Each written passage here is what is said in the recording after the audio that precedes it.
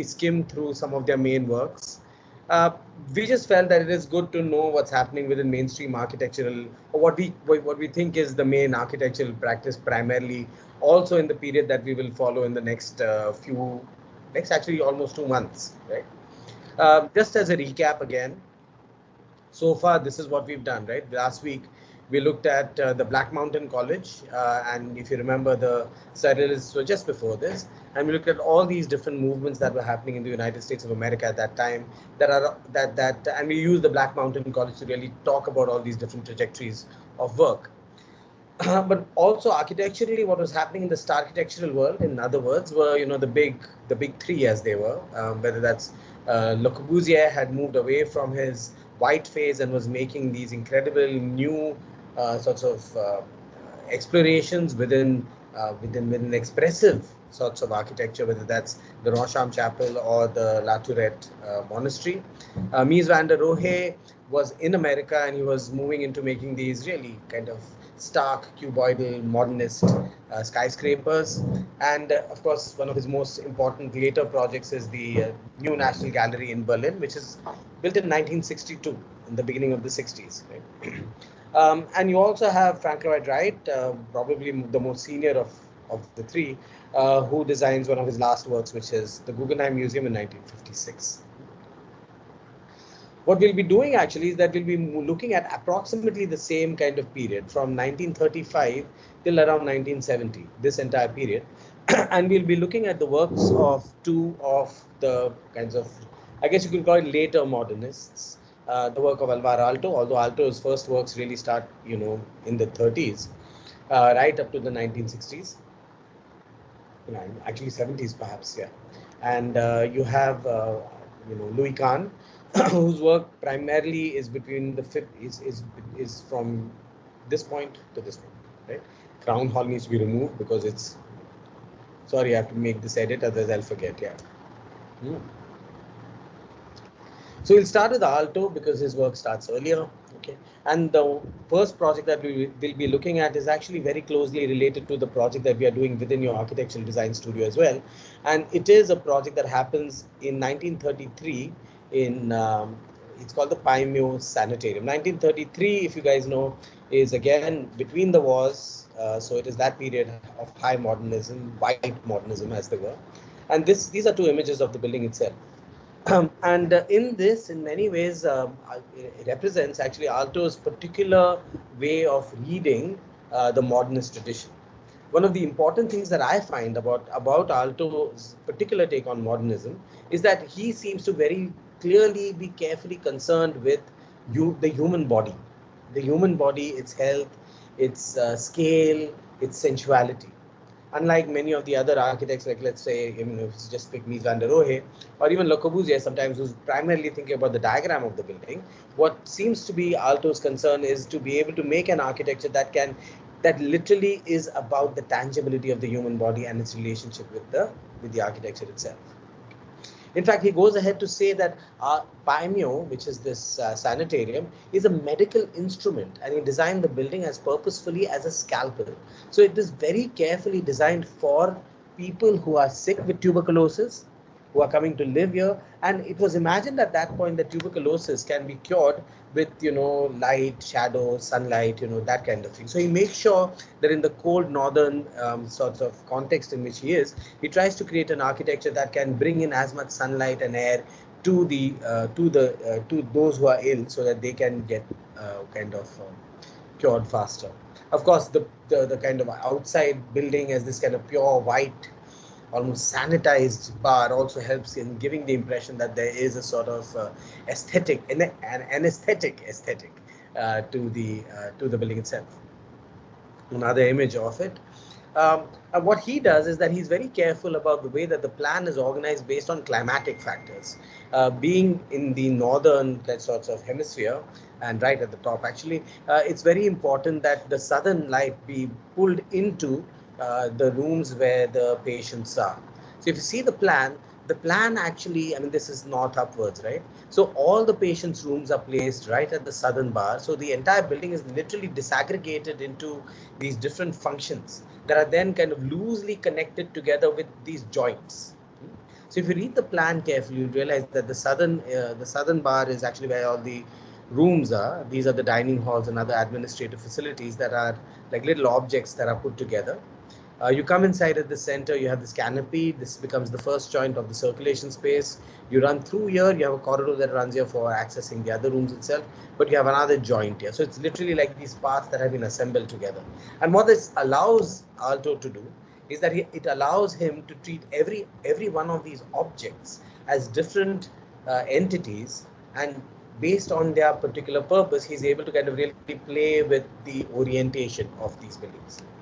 This is a section through the patient's ward, and if you see the way that the section itself is also articulated by the way in which it's able to in many ways draw light inside by the kind of cant that's upstairs, etc. This bar, this little thing that you're seeing here, was actually a heating pad, so to keep this room warm. This is imagined as a light shelf that will reflect light across and kind of bring the light into the inside of the house. And on the top floor is a terrace which faces the sun, which was supposed to be the place that the patients could go and sunbathe themselves to cure themselves. Another view of the plan. A section where you will see the way that the section itself works. There are low volumes, high volumes. The roof is constantly changing, and this again is this entranceway between the two bars, and this is the patient's ward with its canted roof and the sunbathing terrace. Right? You come inside from here between the two, and one thing that Aalto does is that within the building, while the outside is this clean white modernist box, within the building itself, I mean, sort of like sculptural, right? In many ways. This is the entrance as it's coming, and you see the kind of smooth sort of curve for the entrance, and you'll see this sort of recurring motif of a free sort of moving curve that is there in many of his works as well, including this reception table that is there in the lobby space.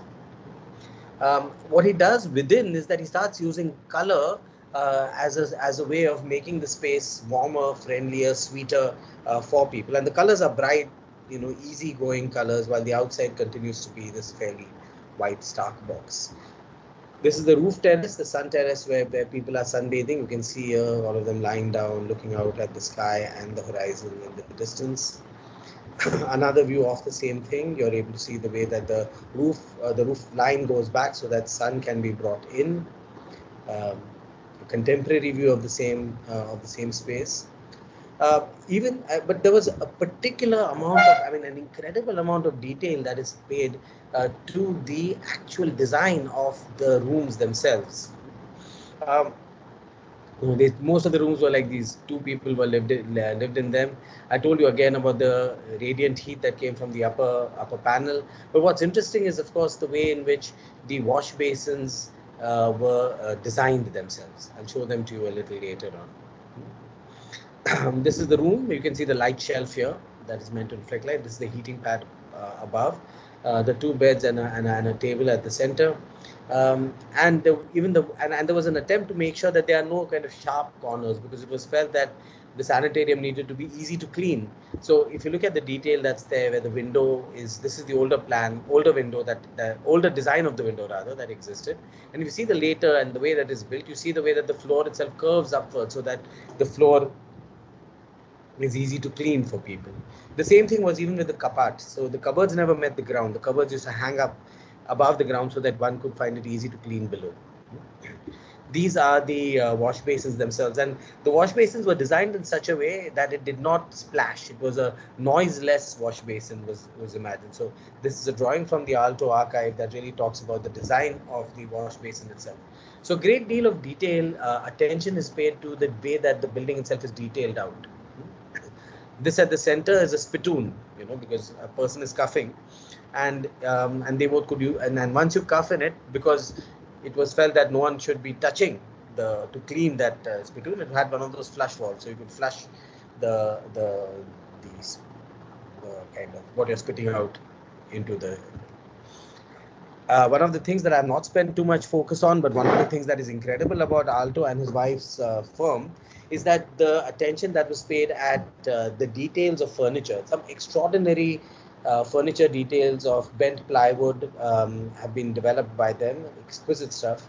And I would recommend that a lot of you kind of look at that work as well. But since we are not focusing primarily on his objects, decided to not to just show one example of that. I'm going to quickly go through some more images of the work just to give you a sense as to the way the details and colors work. This is the railing of the staircase, the chairs that were also designed by Alto that are in the dining room.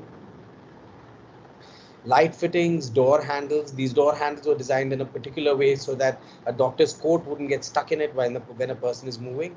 And of course, like I said earlier, streamlined corners everywhere so that everything is easy to clean. Another project made a little later, we're going chronologically through his work, is the Municipal Library at Vipuri. And he had a particular diagram in the way that he used to organize these libraries, and we'll see it as a recurring theme again. As you can see from the roof, the library is fundamentally two large boxes, a thin box and a fat box. Right? They're just attached to one another. This is the box itself, like two really kind of large volumes. Alto had imagined this as a sort of mountain, a mountain of learning. This is one of his sketches for the building itself. And the mountain really is not a mountain on the outside. Outside is just a cuboid. It's the way in which one kind of enters and moves through the building that is literally like going through many different levels. While the building as such looks very simple as two boxes from the outside, in the inside it is a labyrinth of different levels. You come inside here, you go up, you go down, you go up here again, you come up here, you come into this space, you come up again. And there's a constant sort of movement that is very much at the heart of this entire box. And if you look at the plan is actually a really simple plan. Like this is the main entrance that you come inside. What you have on the left side is just a bar, the first thin bar. And in the thin bar, you have literally all the, kind of main offices and stuff like that. That is all here. Well, the main reading room, etc., are all placed in the big fat box at the back. What that allows him to do is it really allows him to play with the levels and play with the circulation in incredible ways within this box. And we'll see the similar diagram in some of his later libraries as well. This is a section through it. And what's interesting about the section is, of course, the roof of the fat box. In the roof of the fat box, you have these skylights that are in here. So while the external skin seems like it's completely windowless, all the light is being brought in by these skylights into the inside. And of course, in the climate that he's working in Finland, you really require a lot of light. You require as much sunlight within the house, within the rooms. Right? External views, I'm just going to quickly kind of run through it a little bit just to get a sense of what the building looks like. The thin bar, you enter from that where you see that man standing. You go inside. This is another view in the winter. And this is the roof of the fat box. You can see the skylights that are there. This is below in the fat box, and you see the way that you come up into this area, then you can come up again. You have a reception area, you can go down. You can see the way that there's so many different levels that he's playing within the reading space and within the stack space. The entire external skin is where the book stacks are, while the inside is left open for reading areas. There's also, if you guys remember this plan, you remember this on the right side, there is this room, a large room that works as a community hall or a community space for the city, and you have this is the space within it. There is a way in which he's using local materials and natural materials that are found within Finland to start creating the space. You see the fact that while the outside is this kind of fairly cold, hard, white concrete box, the within has this warmth that is there from the wood itself. This is a section of it. You see the play of the section based on kind of acoustic imaginations that were there. So it was an idea that if somebody is speaking, the way that a person listens to something. So to take something technical like acoustics and turn it into an act of design is quite an interesting and very, do it beautifully is one of the things that we find in this work. This is the entrance. You can see the way that the door handles are, lots of attention to detail. Another image of the inside, I don't know why it's there. Okay. A later project by him that is very famous primarily for a drawing, actually. I mean, which was like extremely important. 1939, the New York World's Fair. Aalto was asked to design the finished pavilion, and what he does is similar to what he's doing in here, which is take the hard box of the outside, which is this plan, and insert an entire series of these wooden panels that are rising 3 dimensions. Look at the way that the section is working, canting inwards, creating this sort of almost wooded forest-like feeling upon which these photographs then lie. So a person standing here can look at them. And on the other side, you have almost a balcony where people are sitting, like a cafe, from where they can actually overlook this panel. And this drawing, of course, can show both the cafe at the upper level and the long wooden wall upon which the panels are.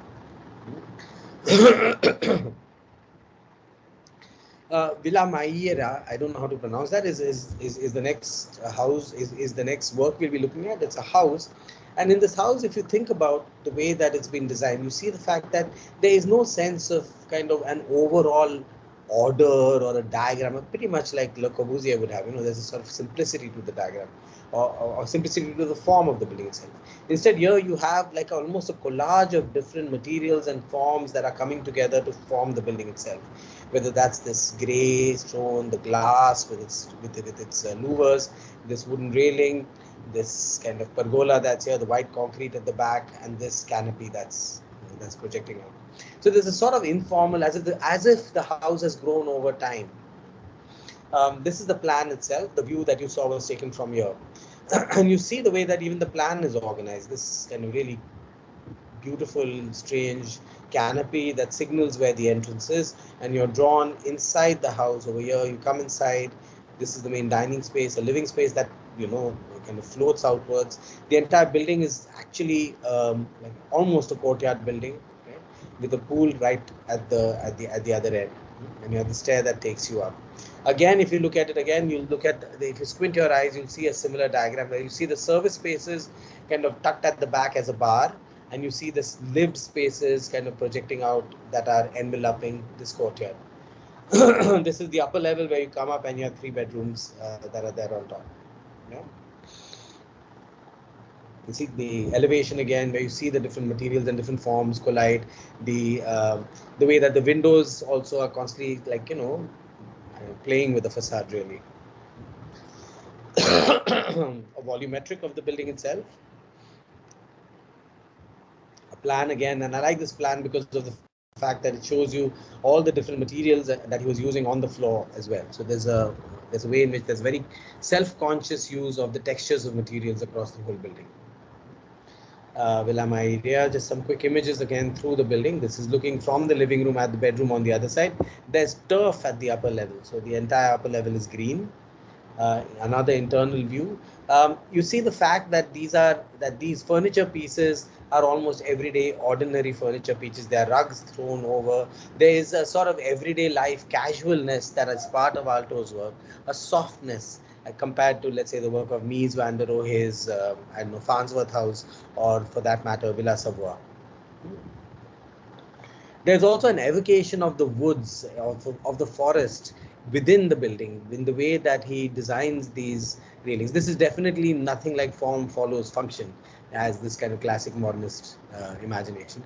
This is form follows feeling in some sense, the way that something is supposed to feel, the way it's supposed to embed itself within the context as well.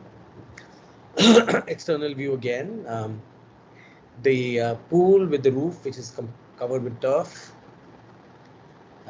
Internal views in color, where you are seeing the textures and the soft glow of wood across the whole rooms. The living space, another view of the living space and the staircase that takes you up.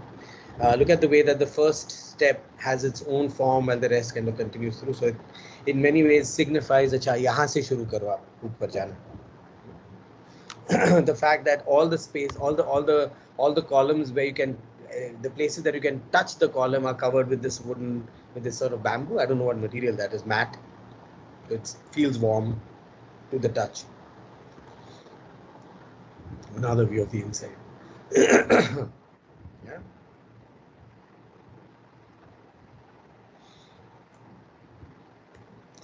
This is the library.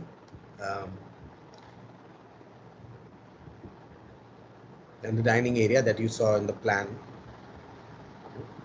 The next project we'll be looking at is in the United States of America at MIT, the Massachusetts Institute of Technology. It's called Baker House. The reason I'm showing it is because it's, I think, his only project in the United States, and because it's in MIT, it's particularly famous in many ways. If you see the plan is the sort of curvilinear bar. It's a hostel building, a curvilinear bar, but the way it meets the ground is this sort of almost square box through which the entrances, etc., are articulated. And if you look at that diagram again, you'll see the similar sort of imagination where the served and the service spaces are very clearly defined in the plan and as a diagram, where the main service spaces are actually all placed on the edges, while the service spaces, which is the hostel rooms, all form the outside. And there's this sort of curve that's there. This is the elevation of the building itself. Exploded axonometrics, which are explaining the place that services exist, where the kind of vertical cores lie, where the horizontal cores lie. You can understand that just by reading this plan a little more carefully. I love this little squiggle that he had of the design for the building, like, and I think sometimes when one can be very gestural in the way that one begins the act of design, where it doesn't have to be very kind of cleanly put together, but really the idea of the building is then encapsulated in one line that can then become the generator itself of the building. The square box at the base is actually three-dimensional, where you can enter. It's the main mess, etc., of the hostel building. You can see the skylights that actually come from Vipuri, if you remember the section that I'd shown a little earlier. Right? Again, a lot of careful detail to the interiors of rooms, a very kind of detailed understanding of the way that students live and the kinds of things that they have and the kind of furniture that is needed. So detail actually comes all the way from that squiggle right down to door handles, and that's important. These are the insides. The brickwork kind of gives a warmth to the inside with the wood. Some images of the building itself. This is the white box. This is the box at the ground. That's the curve. But a building that we always see Aalto for is the Sainath Salo Town Hall. It is a town hall, an extraordinary building. This is a view from the street side. There's a view that it has two sides. It has a street side and it has a forest side. As you can see, there's a stair that takes you up onto one level here. There's a courtyard at the back. From the courtyard you come in, and this is the tower within which the main assembly happens, while the rest of the main sort of offices just encircle that courtyard. I'll show you the plan. Another view of Sainath Salo, red brick again. That's used. You'll see the way that the reason why we put Aalto and Kahn together is that I think one can draw parallels about their use of materials, and their use of diagramming to extremely different imaginations of monumentality, very different imaginations of architecture's relationships with the human. We'll talk about that comparison maybe later on. So this is the plan of Sainath Salo. On the street side, this is that stair that I showed you in the photo. You come up here. This is the courtyard. Look at this, and this is another stair that leads you back down. But this stair, as you can see, is more informal. Well, this is a more formal stair. This leads to the forest area. This is it. The plan is very straightforward. Courtyard building, come in. This is doubly loaded here. This is singly loaded. But see the section now. You come up here. This is your main courtyard level. But you see the fact that there's an entire level that's tucked underneath. No? That is an interesting thing that he does, is that the building actually works, and that is this level that's tucked underneath. That is accessed directly off the street. You don't need to go into the courtyard to access those. You can access them directly off the street. Same kind of lead view again. This is from the other side, from the side that is the other side basically. You come up into this piece. That's the town hall up there. This is the axonometric of it, an explosion where you can see the town hall that's pulled open. And if you notice, the town hall has, the main assembly space has a strange roof, and we'll take a look at that very soon. This is the corridor that is encircling it. Lovely little steps, seats for people to sit in. Again, softness, warmth, in the way that the idea of an architecture for democracy that is gentle to the human body. Main entrances that you're coming in and going into the main town hall, and this is the main assembly space that you have here. Again, wood and brick. And the roof has this, what are called butterfly trusses to hold the roof up. They're very beautiful. Okay. The next project that we'll be looking at is actually not one project; it's a series of projects. This is a town called Seinäjoki, and within that, actually, Aalto designs an entire campus that works as the town center. It includes all of these different buildings: a church, a parish center, a library, a city theater, and a town hall. And what he does is that the way he organizes each of these is always a relationship that he's trying to make between these different buildings to create a public plaza that kind of connects all of these important public buildings together. We'll be taking a look at each of these, but look at what's happening here. You have the church tower that's on axis with this space that ends on the city theater. You have a library on one side and the town hall on the other side. This axis itself has two kinds of spaces: a secular space that's in between here and a religious space that is encircled by the parish center. This is the church itself. I'm going to go faster because we have a lot to do still. This is you see the spire of the church. You come inside, and the way that the walls themselves are canted and the roof is held becomes a way in which the things are. So this is the plan of the church. This is the parish center. You come in down the axis at the center. Down the axis, you will see the tower. That's here. The congregation space is moved to the side. So you come inside, you have this space here. The parish center just forms a courtyard. You come inside within this space, you have a lobby space. From the lobby you come in and this axis moves along here. Okay. Sorry, it's not moving. This is the inside of the church. I love that roof. See the way that it's moving back, it's moving upwards. You see, if you draw a section across, you see the curve coming up, like the kind of things of an armadillo.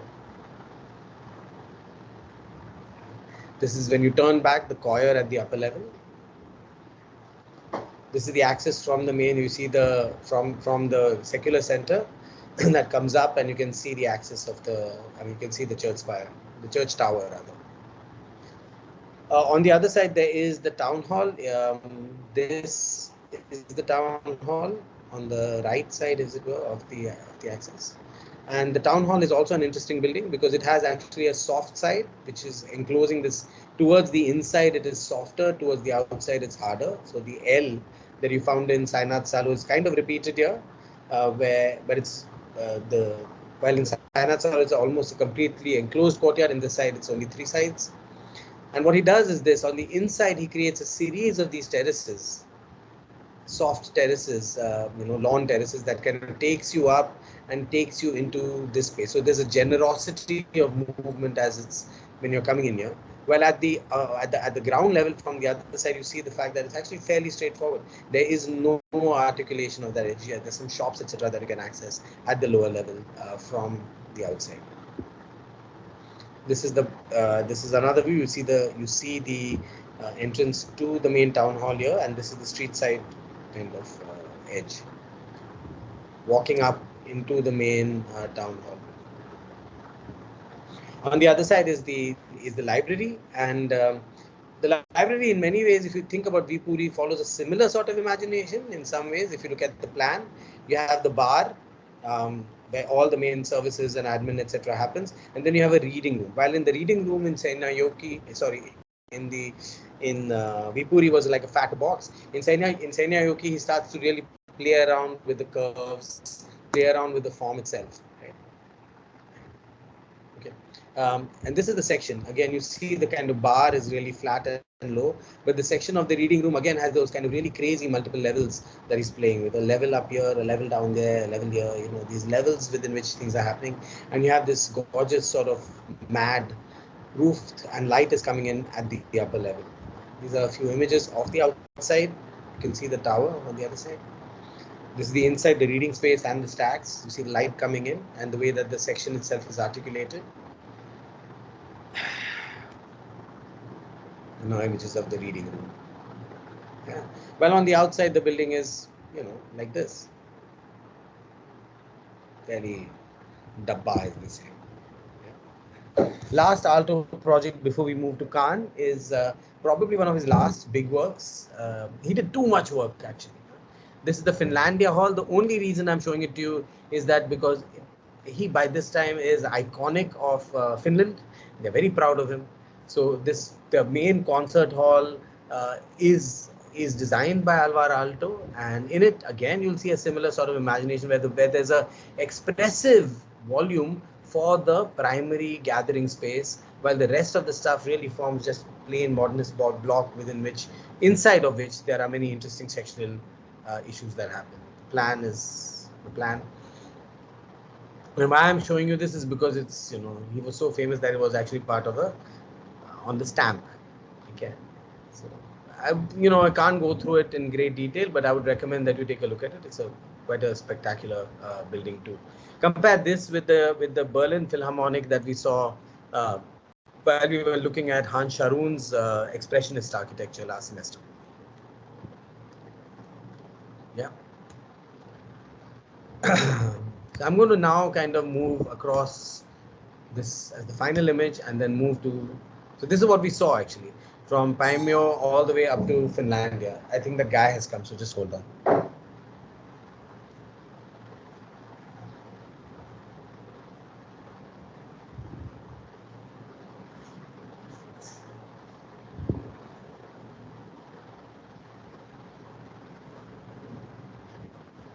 Yes, I have to be very properly formal now. I'm going to speak only complete sense. Okay. So this is what we saw from Paimio. We went across all of these right up to Finlandia. And what we're going to do with Cannes is that we are also going to do something similar. We are going to look at the work that begins from 1951 and ends somewhere in 1966 or so. You all have probably seen Cannes' work earlier, so we'll go through it anyway. And Cannes, of course, and Aalto are extremely important for the evolution of Indian architecture as well, because so many of the architects who then went ahead and practiced in the 50s and the 60s in India had worked with them or had been highly influenced by them. So it's always good to know the work of these two. We'll start with the Yale University Art Gallery. That's one of the first projects that Cannes did do. He was teaching at Yale, I think, at that point. And in it, you'll see some of the primary principles that he follows actually across his whole career. It's incredible how even that early in his career, he seemed to have such clarity about what his interests as an architect were.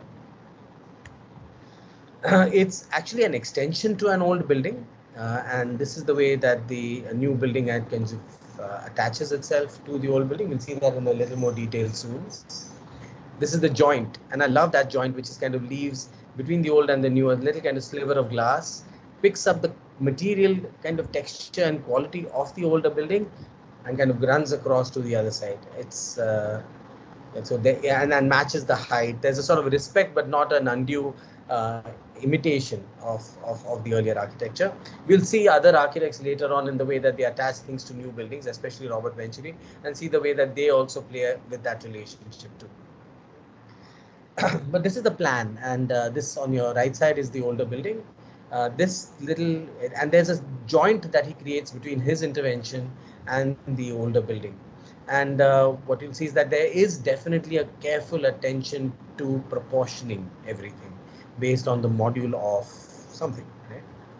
The square, I think.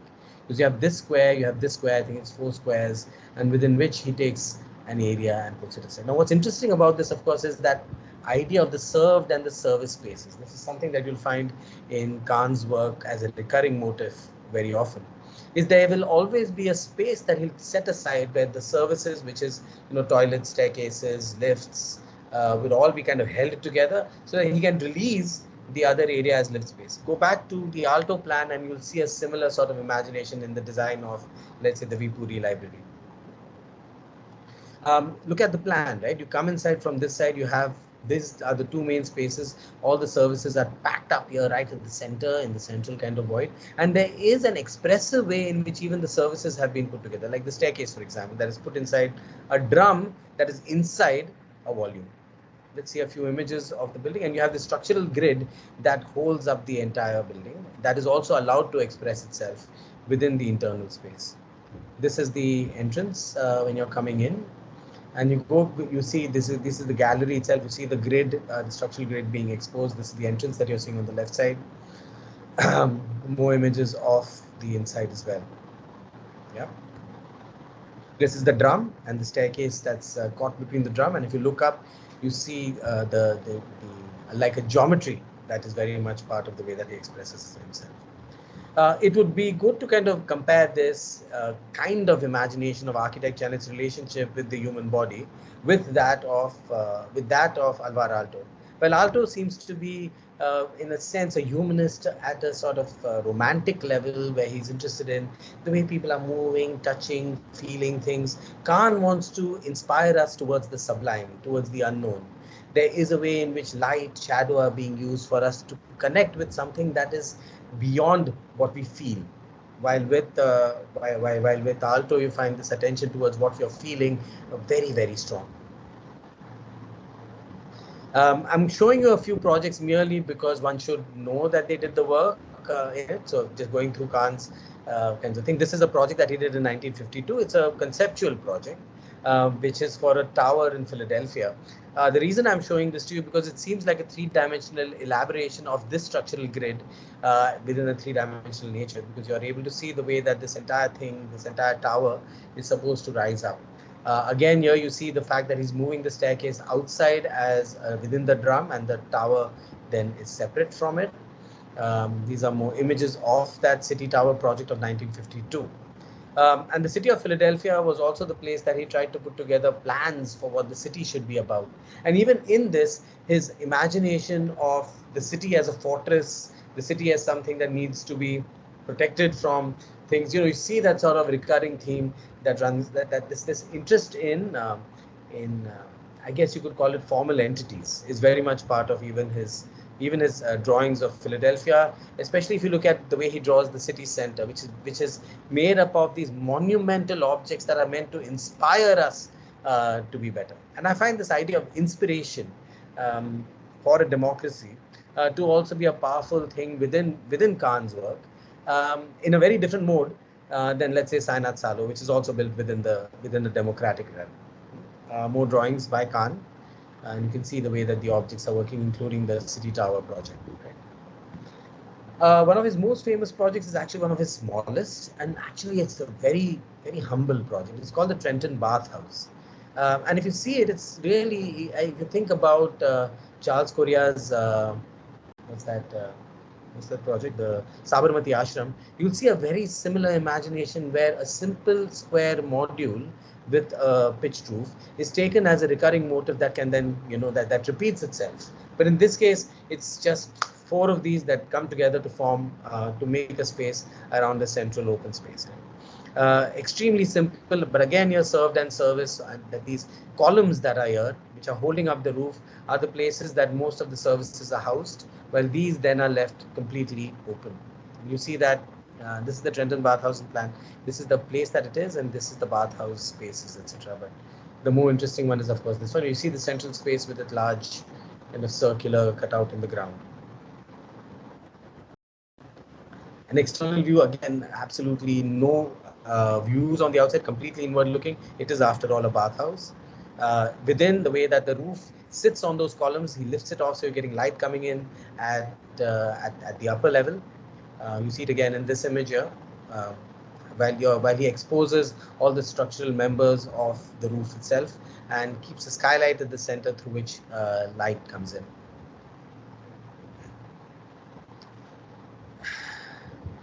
Next project is the Richards Medical Research Laboratory. I'm going to go through these faster because you'll see there's a recurring theme of the served and service spaces and the expression of the services and the served within the architecture itself.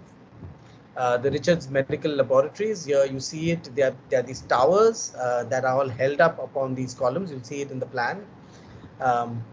This is this year, these 1, 2, 3, 4, 5 boxes around this center is actually the Louis Kahn's intervention. Look at the plan. At the ground, you can see the fact that actually there is almost nothing that's at the center. The columns are moved away from the corner, similar to the Mies van der Rohe museum that we saw in Berlin, until there are two per surface. And what you have is actually open edges. The corner is left free. All the services again are moved outside. The staircase expresses itself as a tower. The lift expresses itself as a tower on the other side, and you get open office spaces within for the labs themselves. Uh, this is a drawing of the structural grid as he imagined it, to leave that entire central space empty. Here you see there are stair shafts, exhaust shafts, air intake shafts, all removed from the main space. What's also interesting is the way that this building meets the ground. This is the structural system you see in the building under construction, is that he doesn't fill the lower space in.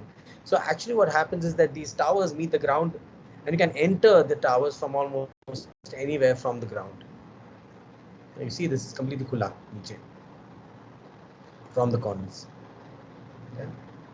And there are more images. This is the ground level as you're coming in.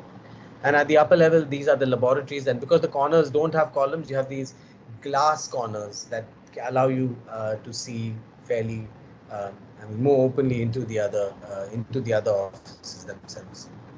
Remember, we'll see Hammersberger later. This is the corner offices. You see the glass corners. The labs themselves.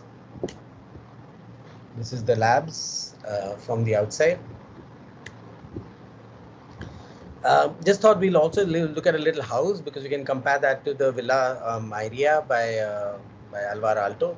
And here too, you can see the difference, right? While Aalto's house literally sprawling, pulling in nature, getting nature. And this building works as literally an object that is sitting on a suburban plot. It's a cuboid that is then sculpted from the inside, and even the facade itself has a very clear system of proportion that you can almost mathematically kind of look at.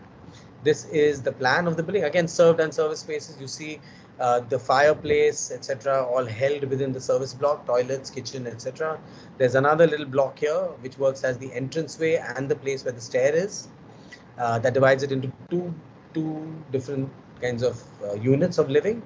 On the lower level there is one, and on the upper level there is another. Right? So it's a very kind of simple kind of diagram of a plan. These are the proportioning systems that I had to show you a little earlier. And a view from the back. The view from the front is far more opaque, while the view from the back is far more transparent. And then we come to Salk. Salk Institute in Nahola, something like that it's pronounced. I'm not certain about the pronunciation. This guy will know. Shirish might know better. Salk Institute is an institute for research and studies, and this is the building. So I'll just show you how this actually happens. Right? It happens because this is the plan. There's the whole ocean here, and you have the building that is sitting on the edge here. The building consists of literally two bars making the space at the center, and a water system that runs right down the center and cascades down. That looks like it's disappearing right into the sea. This is Khan's sketch for Salk Institute, and you see the fact that it's literally an homage to the ocean. And there is definitely an attempt to make sure that you almost get a scale-less imagination of the ocean. So you don't really directly see the windows in this view; they are hidden away by these walls. So it almost becomes like a monument, like a monumental homage to the sun in some ways, sun and the sea. This is the plan. In the plan, you see that you see the way that this is the entranceway. You see the fact that all of these fins actually protect you from looking within, but from within you can get a view of the outside. These are the research rooms, etc., that are all laid down on the other side. Again, served and service spaces. You see the service spaces tucked away very carefully. What's interesting in Salk Institute is that the service areas don't only work in plan; they also work in section. For example, you see the fact that there are almost entire service floors that are then placed within the section alternately between the floors that people work in. This is the main open space that's there between the two bars. Yeah. I'm going to take you through some images of Salk Institute right now. This is travertine flooring. It's all this travertine flooring that's across. That's the pool at the end.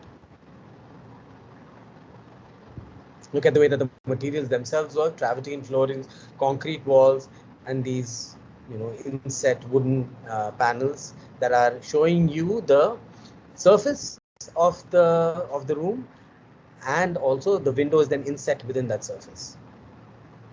Another view of the facade of Salk Institute, looking up at the materiality and the textures. That's the ocean on the right side and these benches that are there. A film that I found very embarrassing to watch, but is sometimes fun, is a film made by Louis Kahn's son, Nathaniel Kahn, called My Architect, in which he'll take you to these spaces and you can walk around. It's available, I think, online. You can find it. This is the water channel that runs all the way to the sea. The corridors at the upper level that give access to the research laboratories. These are the service blocks, the laboratory spaces that are at the back. These are the rooms on the inside, the canted wall. The sea is on this side, so from this side you can look at what's happening within.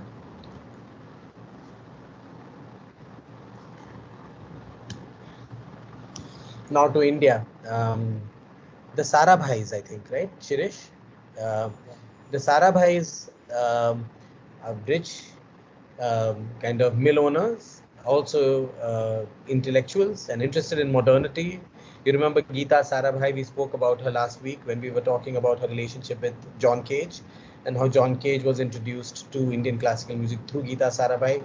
It's the same family that begins this, that thinks about Louis Kahn, because I think the Sarabhais were also studying at Yale or wherever they were, and they got to know of Louis Kahn. So they got Louis Kahn this incredible project that he could do in India, which is the Indian Institute of Management in Ahmedabad. Shirish knows this project better than I do, actually. So Shirish, you want to kind of take this? Okay, Rohan, can you go to the first image? Yeah. Yeah. So actually, what Kahn interestingly does in this project is he is, by the way, this is one of the first sort of projects that happens at a scale where you are going to train. This was built for 400 students, okay, and the imagination was that these would be some of the most sort of intelligent 400 students that are going to change the nation, and the ambition of the project is of this kind. Okay, so it's like it's in the process of institution building of the nation. It comes in at a time where several experiments of institution kind of building have already happened, okay, in Delhi and in other places, and now there is an opening up of this in the West, in the Indian context, right? Kahn's ambition, this is my reading of actually being in that space for several times, was to create a space which is not only for this community but for Ahmedabad. Like when like for example the space that you see, this is called the Louis Kahn Plaza now. It's a place for congregation, not for 400 students, but for at least 2,000 kind of students. It's meant as a celebratory kind of a space where large congregations, your convocations, your main festivals would actually happen within this space. Okay, next slide. But if you look at the overall kind of organization, it is fairly kind of typical in the sense of Kahn's way of separating things. Like for example, Rohan, if you can show them where the plaza is, that's where the plaza is, and surrounding the plaza are all the important classrooms and all the kind of, so that is actually the institution in the sense of the classrooms, the allied kind of requirements for the classrooms. Whereas if you see behind all of this, okay, is actually the hostel wards where the students would live. Yeah, so he clearly sort of separated the two. And go to the, okay, you have a plan over here. If you look at the hostel ward itself, again, like how he's doing in the earlier projects that we saw, he separates the service kind of cores on one side, so you get your toilets and other kind of ancillary on one side. He separates the staircases and circulation in one, and then he frees the rooms for getting the views on the on all sides that is possible. Yeah. Very interesting about this particular project is the way he integrates the public space for the whole project. Okay, so he at places the public space is lifted above and creates a second ground that connects all these disparate kind of housing blocks, which are actually close by, but they are separated. So they are like close, the buildings, separate buildings with a meter and a half in between, you know, so you could create walkways between them and things like that. So all of this is on the left hand side. What you see, Rohan, the hostel blocks, they all have interconnections and walkways that go through, and eventually everything will bring you or pull you back into the Loya Khan Plaza. So that is how this part of the project was structured. Next. What I also find interesting is the section, because the staircase actually lifts you and takes you directly up, you know. Yeah. What he does is that the scale of the lower space is very different from the scale of the upper space. So what you have here is again the same imagination, that the lower level is actually the service spaces. Yeah. And the upper level is where the Gyani people are, you know, where the large volumes and all are. So, नीचे जो है ना वो service है, ऊपर है वो served है. You know, there seems to be this sort of imagination that is very much at the heart of the section as well. We'll see some images later on. Yeah. There's just some sketches. I mean, of course, so in the earlier projects that we were seeing, some of them where the buildings actually are cladded with, say, brick. For example, the Exeter Library, right?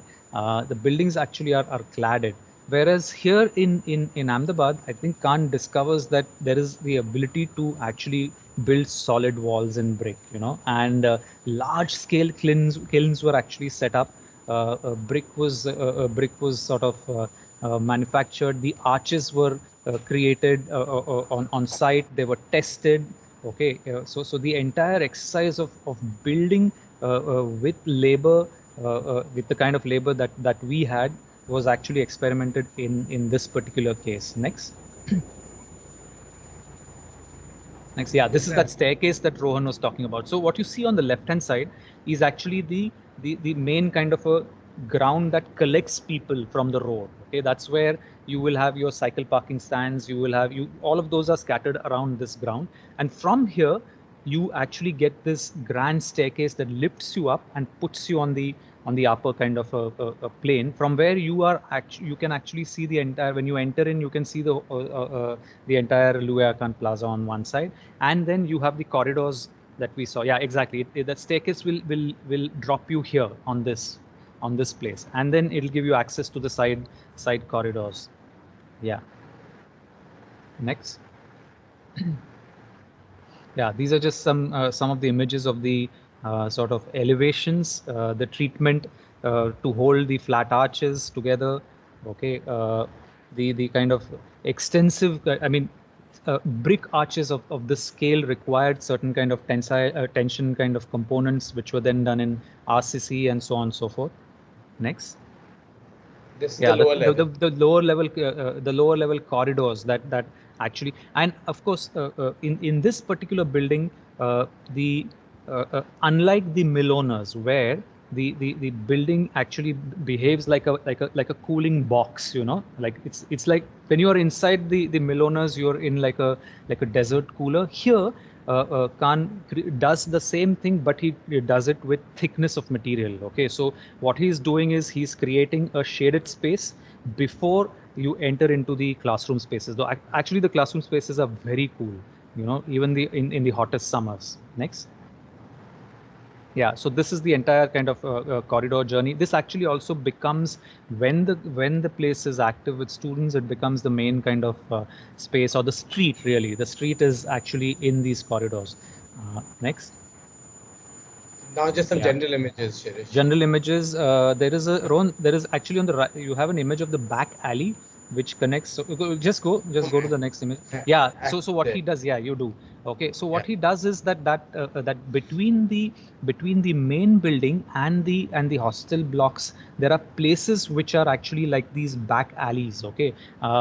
And in the monsoons they become very interesting spaces actually. And I've seen some sometimes where these really are the main thoroughfare, especially when you're coming from the faculty housing and you're entering into that entire area and then going towards the canteen.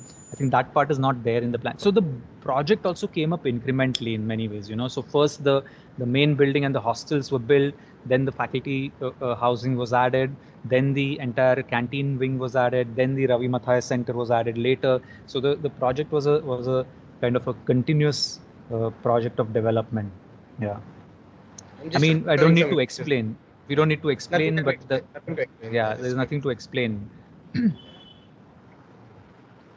But you know, for me, the desire towards the sublime is very much part of the Khan, especially at IIM. You know that this is not about, if you have to kind of make a comparison between Aalto's imagination of beauty and Khan's. There's definitely with Khan there is an attempt towards the sublime, while with Aalto there's very much a part of the everyday, and I think that's the kind of difference that I find between the two of them.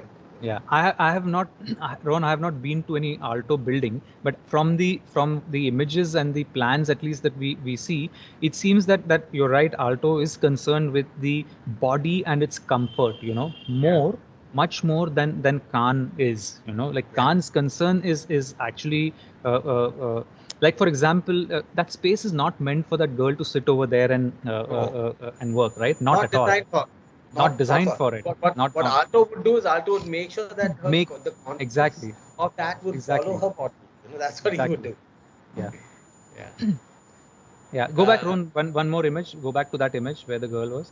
So you see that little gap between on the left hand side. Yeah, that is that 1.5 feet gap that he leaves between buildings. So you can actually sort of move through the entire sort of place, going from these little gaps and things like that. Next. Yeah. I don't know this building very well because you don't get access to it, right? It's so rare. No, there was a time when there was no prohibition, so you could, like we used to. I mean, but now all that has changed. You could go and spend hours in and get lost. It's a much larger building, right? As a it allows you to get lost very easily, and it creates a sense of like nobody knows anyone. I mean, unless you're in the college. So it gives that sense of anonymity. Huge campus. Okay, you could be walking anywhere. You could spend days over there. Yeah. Next. Now we move to the last two main projects and one side project. This in 1962, which is they decided to, I mean, East Pakistan decided to build assembly for East Pakistan, because Pakistan was split across India, right? There was Pakistan on one side and Bangladesh, what became Bangladesh later on the other side. So there was an attempt, and again Louis Khan was hired to build the monumental assembly for East Pakistan and in Dhaka. And this is the building that he did design. Again, I'm just going to primarily show images, but really talk about the fact that you can see the difference between this and Sainath Salwa, both as representations of democracy, but both extremely different from each other. You see the way that this object literally sits like a fort in the middle of nothingness, surrounded by just water actually, and gardens, like literally it reminds you of the Taj Mahal or a Mughal tomb, in some way, because this is the geometries of tombs that he seems to evoke within the project. And you'll see that pretty much in the plan too, where the main assembly is at the center, and you have all of these service areas that are then tucked in between inside here, and you have the other, let's say, office spaces, etc., that are there on the other side. And this cranked little bit must be, I'm not certain, but I think it must be the mosque to face west. So this is the building itself. Again, in the section you see similar, unlike in IIM where he's using brick, here he's using concrete, but you see the geometries of the circles, and it seems to be an attempt again at evoking the geometries of, I would say, in my head, it seems like Islamic architecture from this region, monumental Islamic architecture from this region, from this region, and mainly the tombs. This is the way in which the model is elaborated, and that really complex roof system over the main assembly space that creates these very dramatic internal spaces. I would recommend Nathaniel Kahn's film, My Architect, because he has a lot of shots within the assembly too.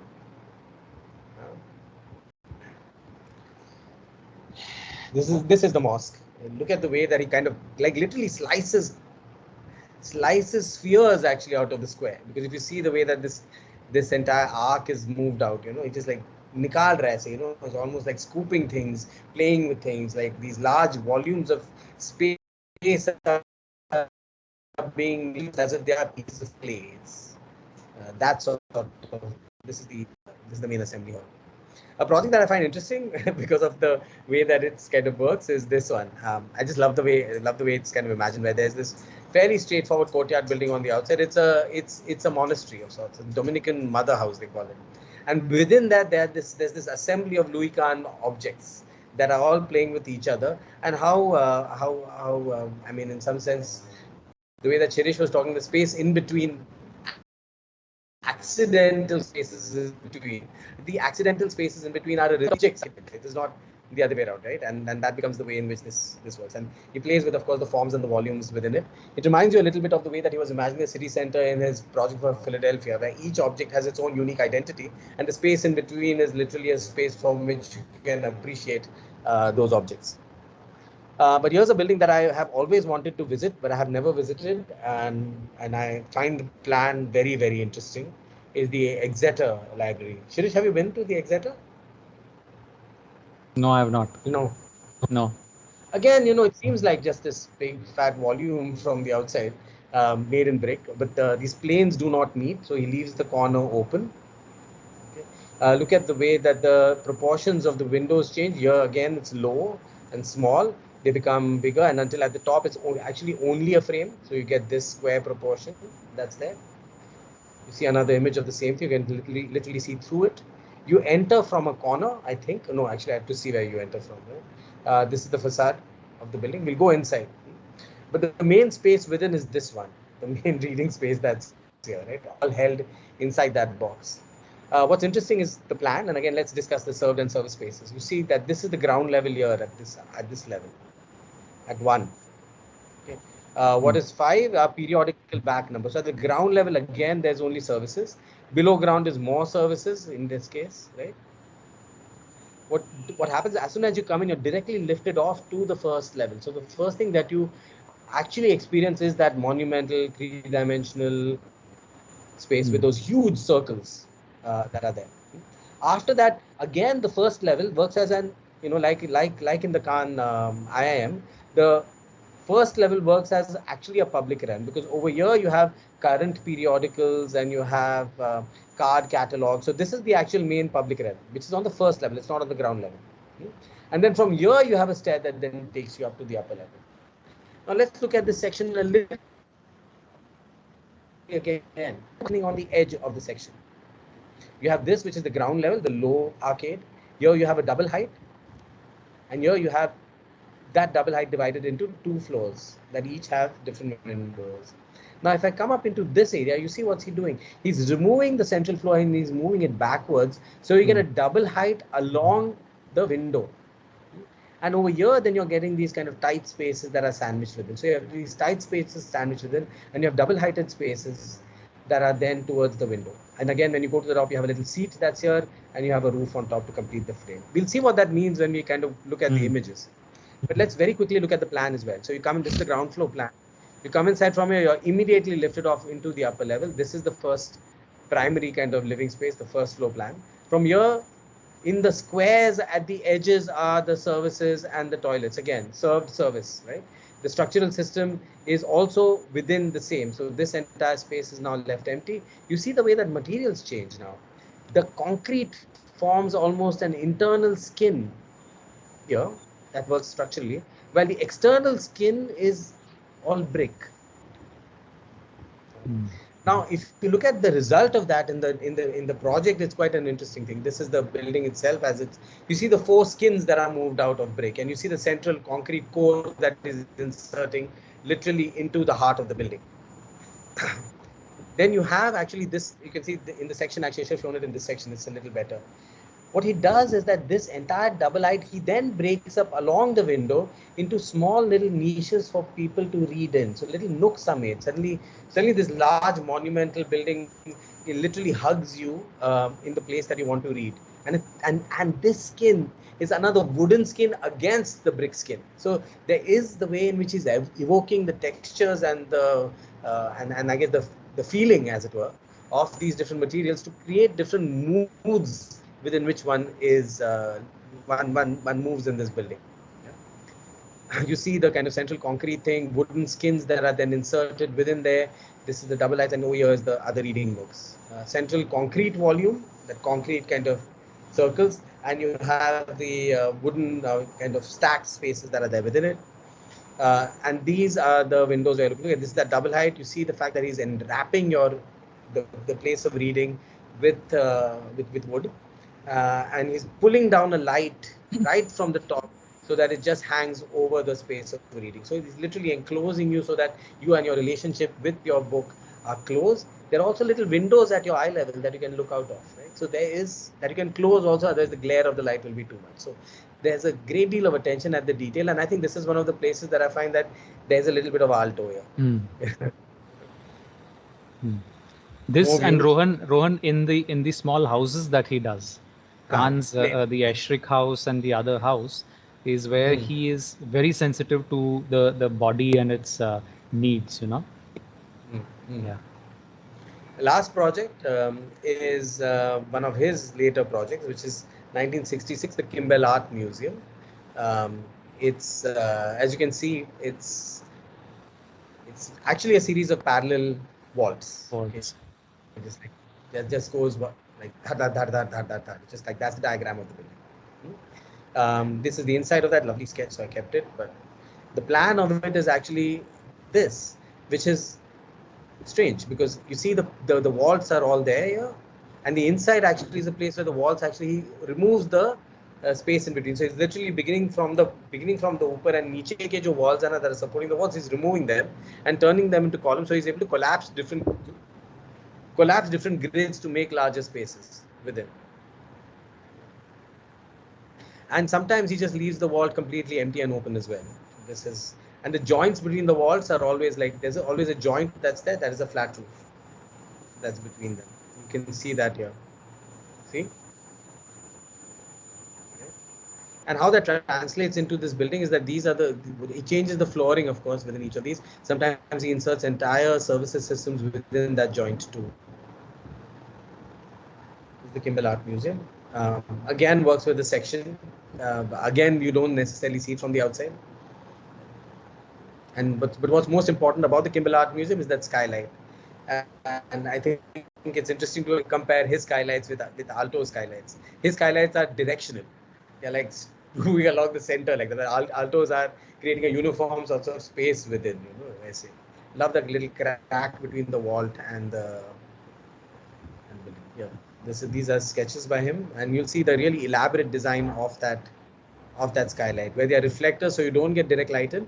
What happens is the light comes in and gets reflected off this surface and then gets reflected off the vault to create an ambient light, and you see that at play here. Off, and this entire thing then gets lit, which then in turn lights the inside. That's Louis Kahn himself in the space, so the photo to be shown. And then of course there's the detailing and all the corners and you know, all of those things that are there. So that's actually what we've seen today. We've seen two modern architects, both interested in architecture as a medium of expressing larger imaginations of what it means to be human in the world, what does it mean to inhabit the world. While Aalto, with a Scandinavian background, is really interested in creating a social kind of space for people to gather, hang around in different places, chill, the architecture itself in many ways seems to be a friendly space. What Khan seems to do is it seems to want to inspire us to do better. A way in which he's saying that, we can aspire towards value systems, and the architecture then becomes a vehicle to be able to inspire us. And that seems to be the difference between the two.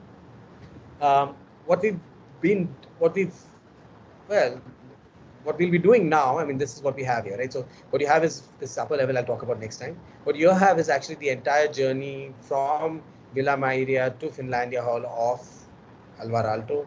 And over here you have from 1954 to 1965, you have some of the works by Khan. And what you have is Black Mountain College that we saw last time that ended in 1959 in the United States. Okay. At that time, what you have in black is all the various kind of architects that we've seen so far. What we'll be looking at now from this point onwards, perhaps for the next, I think, almost 5 weeks actually, is this bunch of red lines that you have in here. We'll be starting with the end of Siam. You guys remember Siam? And we'll be looking at what happens to Siam with Team X, looking at the movement or the architectural style that comes to be known as brutalism. And then we'll be looking at different trajectories that emerge around that. So that's what we'll be beginning with next week. That's it for now. Anyone wants to kind of say something, Gyani, ask? No, we had this idea. They had to ask questions. No, we had this idea that questions in the beginning, which we forgot. We should have done that. We should have. But there's a question here by Atharva. He says, is it the climate of Finland that makes Aalto's work so curated and crafted because it's so cold and blunt and dull? See, I've never been to Finland, man. I can't really make a judgment on that. But people talk about Aalto very much as one of the earlier regionalists or critical regionalists. They talk about him as somebody who is really concerned about context and is trying to evolve an architecture that is responding to the particularities of place. And in Finland, actually, there is a tradition of wood. There's materials that are of wood, and of course, there's a particular climate as well that really requires a great deal of sunlight. They have really long days in the summer and really, really, really long nights in the winter. So there is definitely an attempt to. Aalto's work definitely emerges from those concerns. Finlandia, for example, that entire concert hall, the Finlandia is named after a symphony of God, what's his name? I'll remember the name of the composer, Finnish composer. So the entire hall is named after him. And what happened actually is Aalto became so big as an architect that he literally swallowed almost every other kind of built form production in Finland. He's become iconic of Finnish architecture.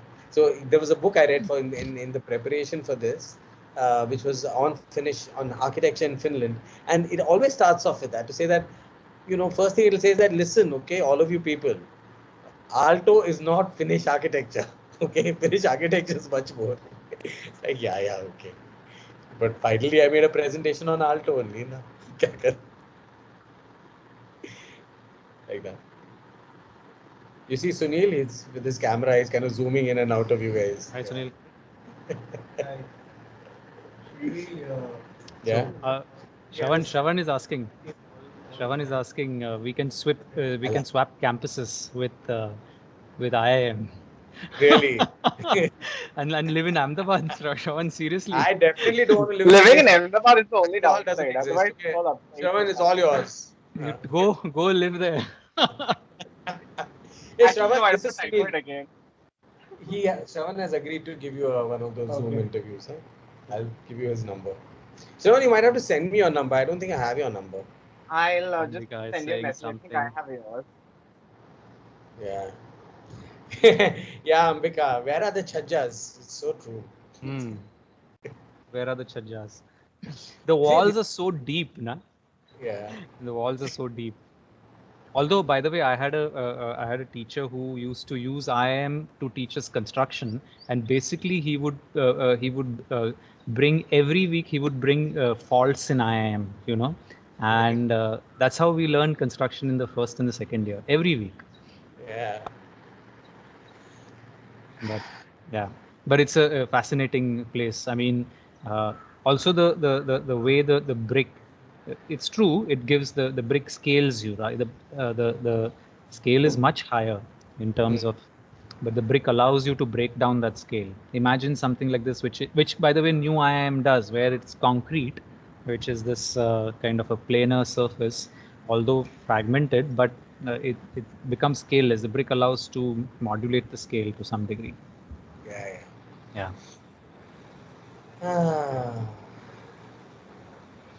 Anyone Okay. else?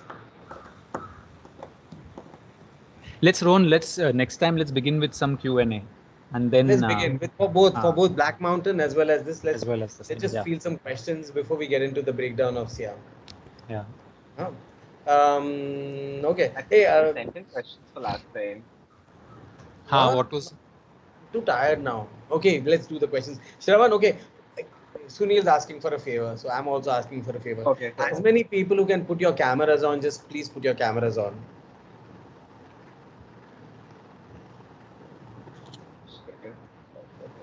More people, please, if you all are there. Otherwise, I'll believe that you're not there. Rohan, I have Yes. one question. Yes. हाँ, last term में हम लोगों ने सुना था कि medium is message last term में, Correct. और मुझे वो मतलब काफी लेट होता है आर्किटेक्चर के साथ, और लास्ट लेक्चर में हम लोगों ने सुना कि आइडिया इज आर्ट। मुझे लगा कि वो दोनों बराबर अपोजिट है एक दूसरे के, कि आइडिया इज आर्ट बराबर अपोजिट है मीडियम इज मैसेज के। तो वो आर्किटेक्चर में रिलेटिव हुआ कि आइडिया इज आर्ट आर्किटेक्चर में किसे कह सकते हैं हम लोग। क्या है ना कि देख, पहले तो idea is art, but finally it is express through something. समझ रहे हैं ना? मैं आइडिया रखता हूँ, मैं अगर आइडिया करता हूँ तो तुझे तो आर्ट नहीं होगा ना। आर्ट बनाने के लिए मुझे कुछ तो करना है। मैं तेरे सामने ये रखूंगा और ये आइडिया है, ठीक है? तो तू ये मीडियम होगा ना आर्ट के लिए। समझ रहे तू? Like art cannot exist unless it is communicated to people, right? In that sense, it's only in my head. So anything that begins to be communicated has to work through a medium. So it's almost impossible, okay, to separate the medium from any form of expression. Like right now, I'm speaking to you on this strange platform, which is coming very close now. But that is also a medium. Hey, but medium achha hai na, finally. So what I'm saying is also mediated by this medium. Samajhte? So I don't think there are contradictory to each other. I think they're saying two different things. One, that idea is art. Yeah, some people believe that the work itself is not important. What is more important is the idea. Okay? But finally, when they have to convey it, they have to still make something. No, kya karega wo log? समझा? The work itself may be bullshit looking because they didn't want to make it seem very happening, ठीक है? But finally they made it ना, they put this, ये medium हुआ उनका, समझ रहे? But you have a good point there that the nature through which conceptual art makes its argument is very different from the nature in which, let's say, any kind of formal, any kind of expression of art makes its argument. It's very different. While conceptual artists को act as if they don't care. कि इसका form क्या है, ये कुछ भी हो सकता है, उसमें क्या है, they act like that. उसमें बनाना तो पड़ता है. Sham, I don't think we ever made presentations like these when we were in person doing our schooling, meaning over here, right, when we were teaching, right, Rohan? We never made these presentations like this. It is only when we have entered into this medium that we are actually structuring content also in this way. Yeah. Like these presentations that never, I mean, so many years we've taught theory of design.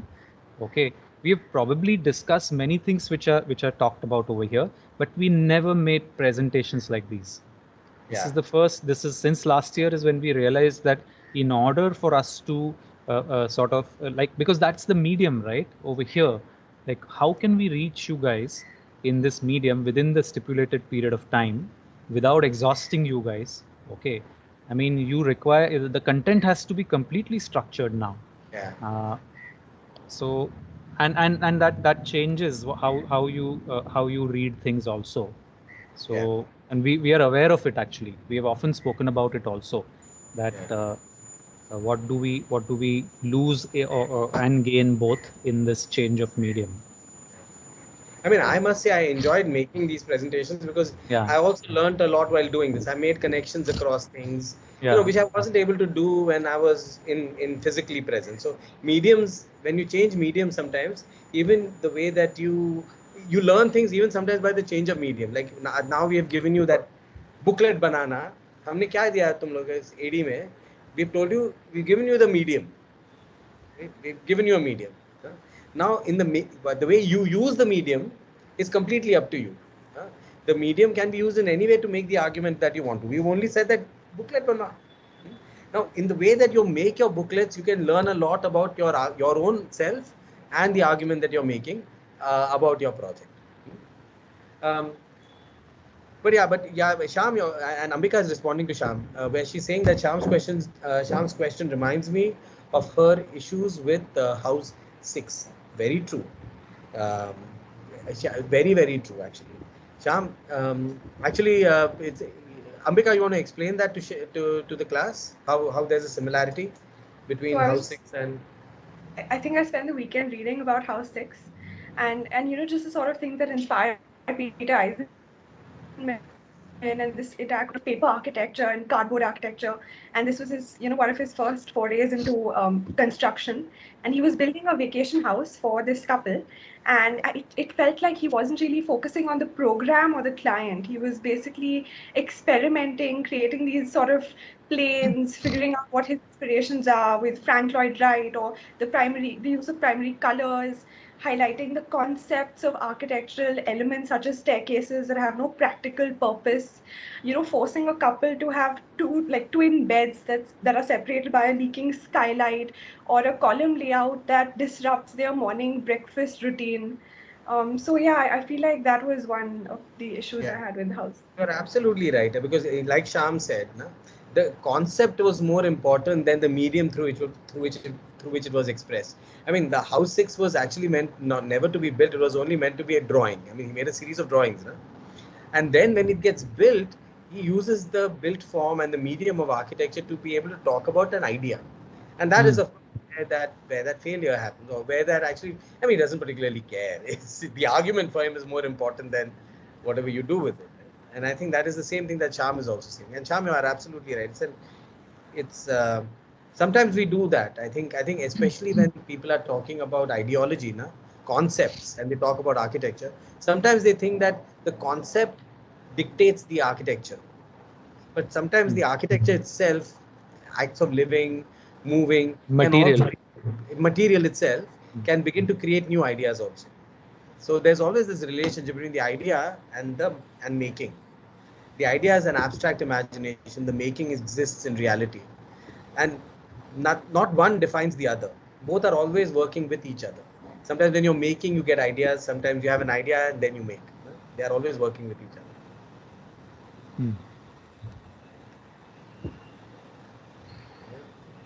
other. One question I had about Khan's work is, so with Khan, I noticed that his circular fenestration is like a huge kind of thing he's carried over. And even I found a lot of fenestration through different means. But like the way it was, when modernism kind of started evolving and there was this whole death of ornament. Like now today, if you give me a canvas, and you're like, without painting on this, you give me art, and I anyway have to make openings on it for whatever reason. Obviously, I won't make the same square openings everywhere. I will make like circular. Is that kind of why he started like experimenting with the form of his openings? Because with modernism, that's one thing that kind of gets highlighted, right? When there's no ornament, you start looking at the fenestration, you start looking at the material. I think, Shravan, I think for Khan, used both to create these. I think for Khan, it is that's not a fenestration. Okay, for Khan, he is more interested in the purity of the circle as a form, as a shape, actually. I think he's sculpture, or sculpture. Yeah, he's not making a fenestration. He doesn't believe in window. Window क्या होता है? It's what does a brick want to be? You haven't heard this one, right? What does a brick want to be? It wants to be an arch. I've heard a very dirty version of the same thing, but Yeah. No, but when he does think of fenestration, he is very serious, and that's why those two houses, which we have seen Rohan last year, the Ashrik house, which where he's very careful about the way the fenestration actually interacts with the inside use and habitation. Yeah, then he designs the fenestration like that. Or for example, even in case of the library, actually he's very careful about the way the facade of the library is created to allow for the depth the light has to come in, you know. So he pushes back the floor and things. There he's very careful. Okay, but when he's using these forms as subliminal kind of what do you say, moves, like for example, why cut those huge circles in those big beams above? Okay, one is of course structural reason, that you reduce the load and you increase the stability. Okay, the other is also that you're creating a kind of a what do you say, subliminal kind of a sense, purity circle like that.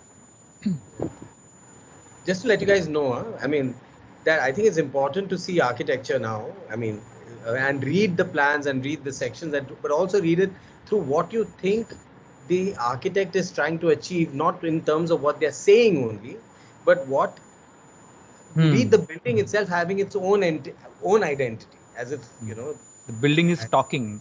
Yeah, and the building is speaking. Yeah, the building is communicating to you. Which is why I find, sorry, go ahead, Ron. We are going to leave architecture, I mean, this kind of building making actually aside for the next 3-4 weeks, because we are going to move into really strange realms of fantasy for a while. So we'll come back to architecture in a while, but that time was a very strange time for lots of fantastical ideas. So we'll have to kind of, you know, go down that road for a while. Yeah? Okay.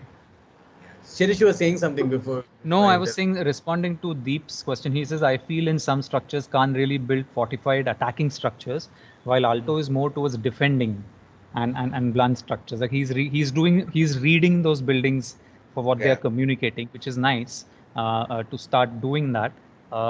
I find between Alto and Khan, I find that while Alto's buildings, you cannot sort of ever find that sublimity in the form or in the use of shape, but that sublimity is in the way light actually is entering. The sublimity is in the details of it, like, you know, and things like that. I find a lot. I find Alto's work very much like that. It's far more sort of materially sensitive. So he shifts material, you know. He will use false ceiling if he needs to. He will use timber and steel and brick and concrete, everything, and he will shift it without necessarily sticking to its formality of sorts, you know, meaning कि ऐसा जरूरी नहीं कि square को square में ही रखना है, उसको यही करना. And it's evident, the fan shape plan, Khan will never make a fan shape plan.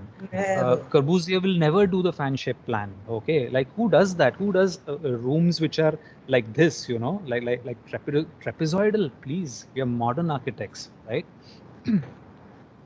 Strange. Shyam has his hand up. Shyam?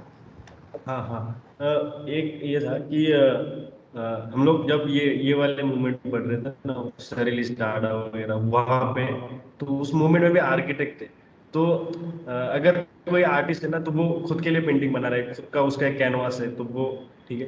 पर हम लोग जब एक स्पेस बना रहे हैं जहाँ पे लोग जाके रहने वाले, तो अपना गोल क्या होना चाहिए कि मेरा बिल्डिंग सरलिस्ट हो, या मेरा जो क्लाइंट है वो नॉर्मल क्लाइंट है, वो बिल्डिंग में रहने के बाद धीरे धीरे उस आइडियोलॉजी तक पहुंचे.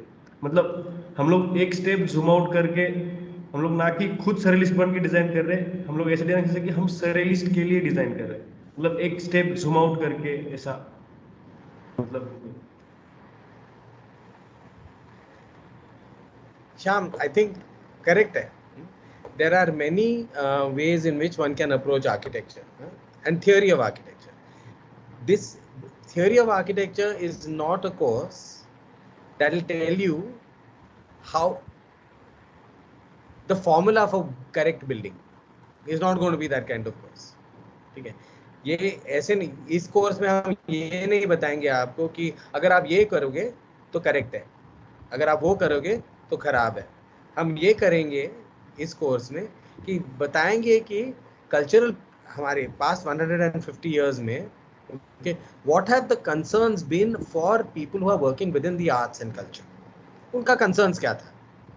और उसके बाद जो डिसीजन लेना है आपको श्याम या फ्लोर को कि ये करेक्ट है, ये रॉन्ग है, ये मेरे तरफ से ये होना चाहिए, उसके तरफ से वो होना चाहिए, that is your decision to make.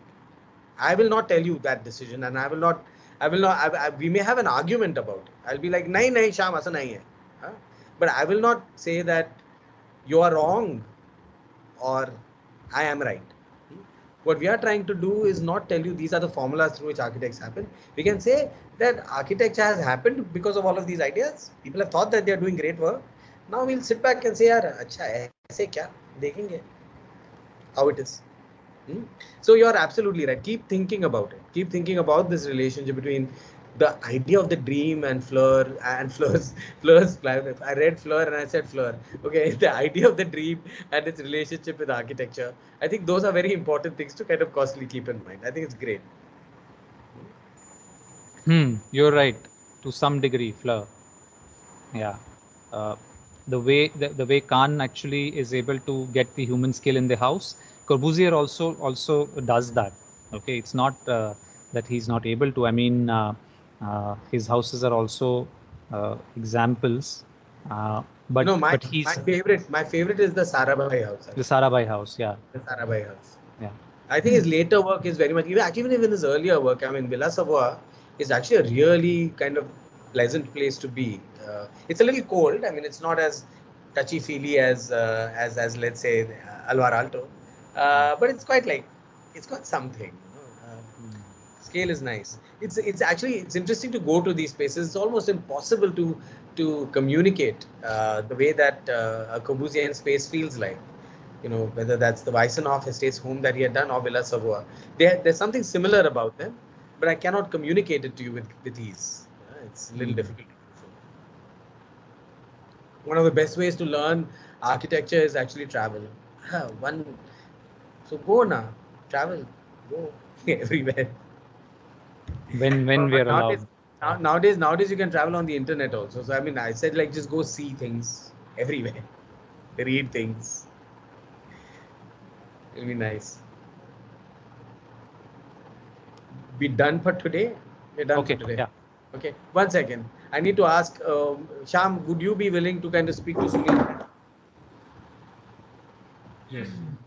So Sham, I'll give you Sham and this. And then Shravan, Sham, one more person please get for him so that he can have a chat with them. ठीक है? Shamu, I don't have your number. You'll send me a message, Sham? Yes, I will. All right. I can send you Sham's number as well, actually. I have it on. Let Sham send it to me, Shravan. Great. Yeah. Okay, bye guys. Okay, Bye, please somebody in this same team. I have taken, that is done. But somebody in the team has to later on see if the recording is there and that it is saved and all that. I'm stopping the recording now.